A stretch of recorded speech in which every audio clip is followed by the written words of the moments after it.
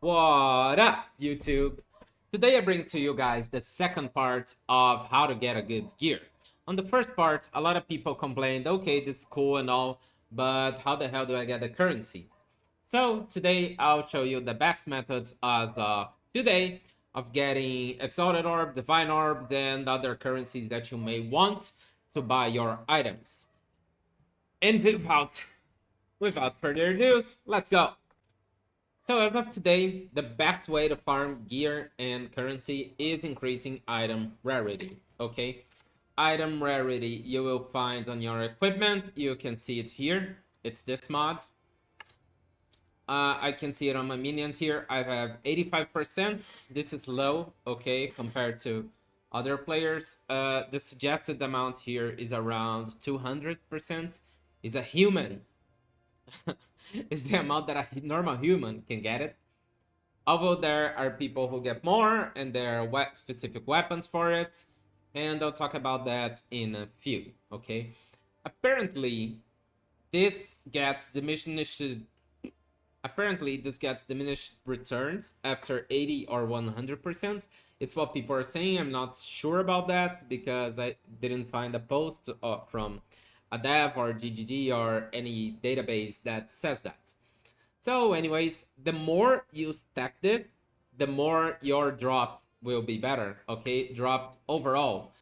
So as you have more item rarity, you also want more rare monsters, okay? Killing the most high level monsters with most item rarity and the stronger monsters will get you more drops, more loot, and better loot, okay? That's the basics of today. That's how you farm.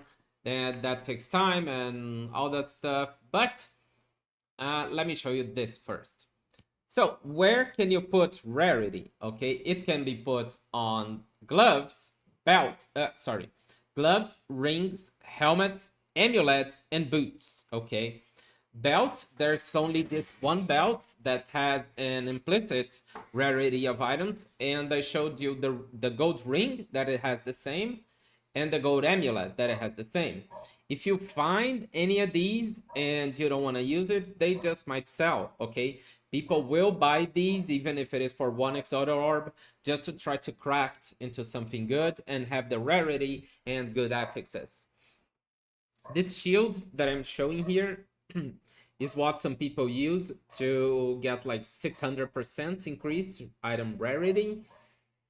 And they do that by socketing these soul cores of a kappa that gives 10% increased rarity, so you get 20% here, and up to 66 more from the unique. So one item can get you that, but this item drops from the Trial of Chaos boss, as well as the soul core you'll find on the Trial of Chaos. It is not easy to get it, okay, and it is not cheap on the market. I've been seeing these for the item for 4 divine orbs, 4 divine orbs, and the soul core for 1 divine orb. But the soul core is kind of useless without the... It's not useless, but you want to use it on the shield, okay? So this is one broken way to get more than 200% increased item rarity. If you sum up all of this that I have here, which are just base, which are the top rolls, okay? It's not basic at all. So it's 30, 32 plus 15 plus 30 plus 30, 30, 20 plus 50, 30 plus 30 plus 50 plus 32. 219 is the max you can get only from items without this or any other methods. There are some other methods out there, but I didn't see them right away. As I see them, I'll bring them to you. But that's the way to get item rarity and to improve your farms, okay? Now, this comes with a cost. You can see these gloves, for example. I have 30% item rarity, so it's good. It's a top roll. But this could be more energy shield. This could be more mana. This could be resistances. This could be a lot of stuff, but it's not. It's item rarity. So the community's been complaining about that, and I kind of agree. For an affix to give us better loot and lose power, and our character be weaker because of that. So people have been discussing about that, and in my honest opinion, I really think that it shouldn't be an affix. Like, you could go for just instances with better drop, harder instances, or bosses. Bosses drops are bad compared to running a map with max rarity, okay? So you can run like 3 maps in the time to do 1 pinnacle boss, unless you have a really broken build. And you just get better loot, so it's not worth it. The bosses are only good for their unique items and maybe for the Atlas tree. But in here, for the affixes, right now it's a discussion and a problem. And if you do not have this, you will not get better loot. Okay, this is a huge difference. GGG will probably tweak the market and the currencies and the drop rate on some patches to come. Hopefully soon. Another thing that can help you is the Atlas tree. On mine, there are 3 nodes that I really like here. The first one is this, to double the amount of rare monsters on your map. Then I like to come this way and get to Deadly Evolution, to make the rare and unique monsters to have more modifiers. So they're stronger and they're doubled, and they just give better stuff. Okay, that's basic, that's it.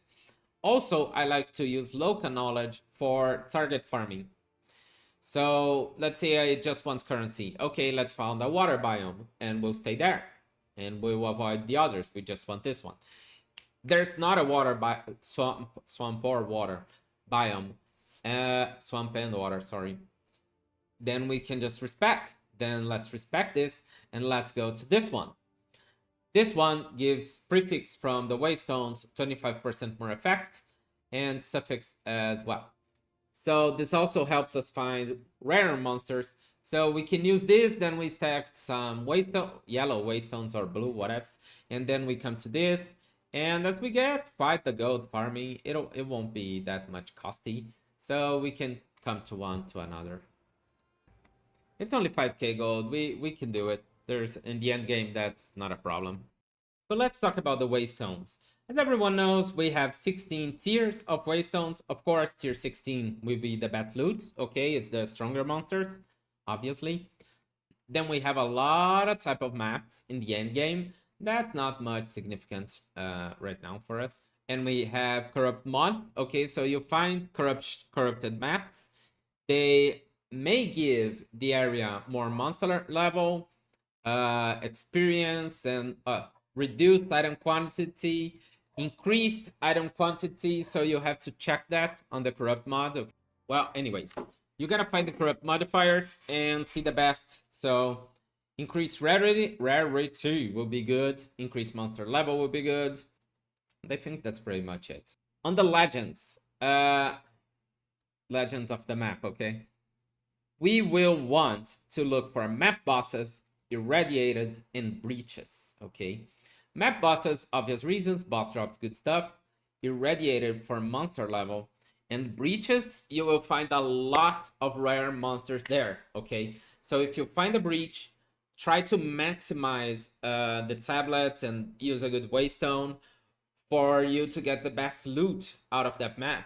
And be careful, be sure not to die, be sure pay attention to the level of the area, the level of the waystone, so you can take most advantage of the breach. In the tablets are the thing we put above towers here. After, oh, sorry, not. Let's get a clear here. After clearing a tower, we can put it here. And it will influence the 10 next maps, closest maps. So we have a few different ones. The most common one is this, that makes irradiated, increased monster level. But mirrors of delirium and breaches are also good. Breaches, I just said, breaches are the best. Okay, the second best are mirrors of delirium, because the loot from delirium can be very useful to level up our rings and amulets, and we can even put more item rarity on them. So farm them to maximize your character. But if you want currency and just drops, like gear drops, then it's breaches. Also, around Waystones and Lost Towers, a good suggestion is, look here. I have 3 towers here, 4 actually, 5. Oh my god, so many towers. This is a great spot. So let's say I found a way to clear 1, 2 towers, then I can come here 3 and 4, 5, okay? So I can do all these towers without doing this map that has 3 modifiers. So if I put a tablet here, here, and here, or here, here, we don't have 5 tablets, we don't need 5 tablets, but let's say we put 2, 1 here and 1 here, more monster level and more breaches, okay? So we already have 3 breaches, we'd be putting them with more monster level, okay? And they already have corruption and the boss here. And these maps would turn out to be very good for farming. They would give out a great loot. So think about that when you're choosing your path through the Atlas map. Don't just go straight to the map that has a breach or a boss. If there's a tower near it and you have a tablet, be sure to use it. If there are 2 towers, be sure to use 2 tablets and buff up the tower. Buff up the map, sorry. Also, when you're doing this, be sure that you will survive the map, okay? If your character is not strong enough, don't risk a higher tier. Risk a lower tier and survive so you can clear the whole map and loot everything. Trust me, it's worth it. Patience. Another tip that I want to give you guys is about the market, okay? There are some people gaining currency just by applying good trades, okay? So they observe the market, they know what's cost, what's cheap, what's costly, and they buy cheap and sell high. It's a trade stock, okay? It's the stock market, basically. So let's give an example. I've been seeking this ring, and this ring is usually 1 divine. You can see here. So let's activate live search. 1 divine, 2 divines probably has good rolls. 10 divines, what the hell? Oh, it's max quality. Here, look. 5 exalted. So if I could buy this, let's see if he answers me. He's not answering, sadly. But there are other options for the exalted. This is already worth it, okay? Every divine right now, we have 2 for 40, 25, 25, 75, no. 1 divine, 50. So 1 divine right now is worth like 60 exalted. Let's see here, currency exchange. Divine orb, exalted orb. 81. So if we buy an item that people are selling for 1 divine for 25 exalted, it's just worth it, my friend, sorry. It's just worth it. You get it for 25 and you put that on the market for 1 divine. It doesn't matter if it takes 1 day, 2 days, 3 days to sell. You gain a lot of exalted from that, okay? Or not, or just keep your divine, whatever. That's a way for you to profit on the market. This is one option, okay? There are other items that you can do that. Sometimes people are just selling stuff for cheap prices. Sometimes people don't know how much they're worth. Anyway, these are not your problem. So if you can keep an eye on the market, you will be able to profit, okay? 29 exalted, see? Again, some items such as gold rings are also quite valuable here. Let's search gold rings for 1 exalted, okay, for example. Look, this ring is not even very good, but it's 1 exalted and it's probably gonna sell because it has item rarity here. So it's the base of the item and that makes it pretty good, even though the other rolls are not that good. So sometimes people will buy this for rolling, trying to get some of the good affixes and stuff, or sometimes I don't know, sometimes they'll just buy it. Anyway, it sells, okay? And if you find one that has even more item rarity, oh damn, where is it? Look at this one, for example. It's very cheap, okay? You can buy this and roll this and see if something good comes out. But you can see here, there are a lot of item rarity ones, very cheap. You can also use that for yourself to just start finding better loot for cheap prices. 1 exalted, you are gonna find 1 exalted, okay? So you do that, you can get 2 rings of these. Amulets are the same example. But look at this one. This one will give 24, 11, 35% increased rarity just from the ring. And then you can roll the other things. So there are good options here for you to start. get increasing your item rarity, and there are good options for you to just sell and get more exalted. Another example of good stuff that sell are runes. Okay, let's pick any. Oh, sorry, I gotta clear the filter. Let's pick any rune, and you see here for one exalted orb. I have tons of these that I don't use. They could all become exalted orbs. Okay, just put for sale. People will ask for it. Uncut support gems. So as there are players who come and go from the game, these will eventually sell as well. If you're in the end game for more than 5 hours, you have 5 hours of gameplay hours, you have thousands of these. And these are another option for you to sell. And you'll get some money from it. Just put the runes, put the uncut, sometimes even skill gems or spirit gems, people buy it. And that's up to you. I leave a tab with one exalted on price each. Throw stuff there and just wait for wait for life to happen, you know? Let nature take its course. There are other mechanics that you can get items like rituals, expeditions, and the reporting bench. I honestly don't think they're quite good. I think the chances on the look at this bug. I have 34 snipers. I wish.